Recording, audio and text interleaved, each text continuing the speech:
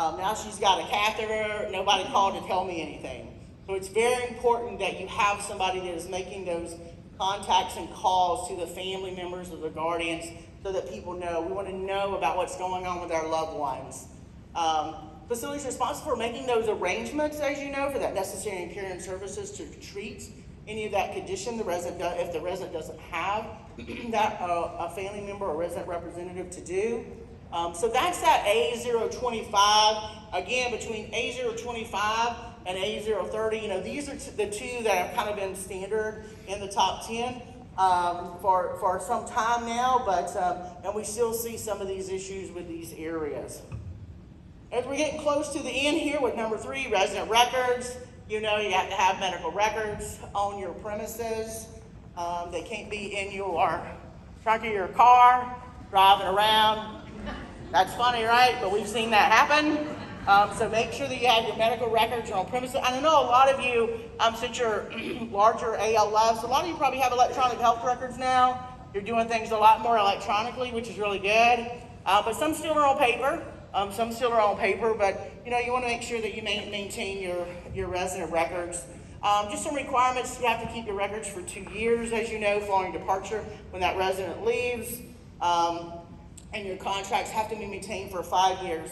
Now, I want to say this, and we did have a couple of findings related to this as it relates to resident records and staff training records. It's kind of more. I'll go to number 2 here with our in-service training records as it relates to employee files for your human resources departments. A lot of you are utilizing probably third-party contractors now. We see a lot of companies doing that.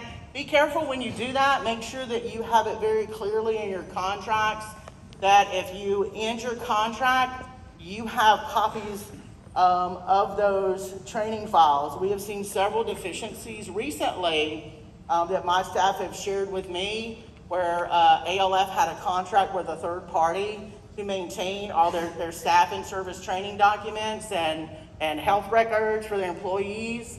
And they ended that contract, and guess what? When we showed up for survey, they had nothing to show us that their staff had been trained.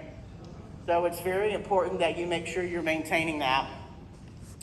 Along with our staff and service and training, all staff have to have, in addition to the training when they start, that within 30 days of employment, including providing a copy of facilities policies. Again, it's important that they understand what your policies are and demonstrating understanding and competency with the implementation of those policies, that your staff are trained to recognize signs and symptoms of abuse, neglect, and exploitation. That is so important as well. Nobody ever wants that in their facility, but your staff need to be trained to be able to recognize that if something happens. And it could be a visitor coming in, it could be a family member, or a guardian, or a companion. So it is important that your staff receive that training so we can ensure our residents are protected.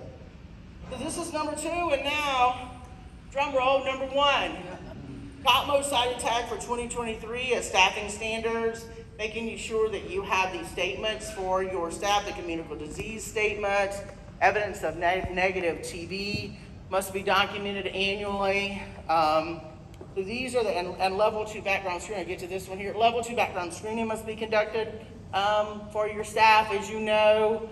So these are the requirements for staffing standards for assisted living for our ALFs. And again, this is the topmost cited tag for 2023.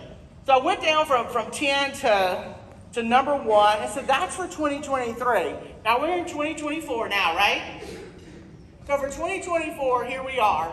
So this is what we got for probably about June 15th. So about 5.5 months of what we're seeing for 2024. So as you can see, a lot of the same things, but as I mentioned to you, that resident care, that elopement standards, was number 9 for 2023. You see it's popped up here to number 4 for 2024. So make sure that, you go back and look at anybody, no matter how big, how small your facility is, you always have somebody in your facility that may be at risk of elopement. So make sure that you're paying attention to that. Again, we've seen some very significant things related to that as well. Two new additions to our top 10 so far for 2024. As you can see here, our food service, dietary standards, that's come into play here the first 5.5 months. And then also our background screening clearinghouse. Really make sure, and I got some statistics and some information on background screening I'm going to share with you in a few minutes.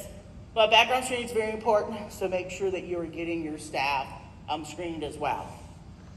So that's our top 10. That's all the stuff we've seen, a lot of negative stuff. I mean, I know surveying is always kind of a negative process, right? But unfortunately, that's the way it is. And so, but again, it's one of those things that, any area of concern you have, if you've been cited for one of these tags and you're like, I just want to make sure I'm doing this right, I've updated my policy, we can't consult with you. That's not our role, but we can definitely answer questions.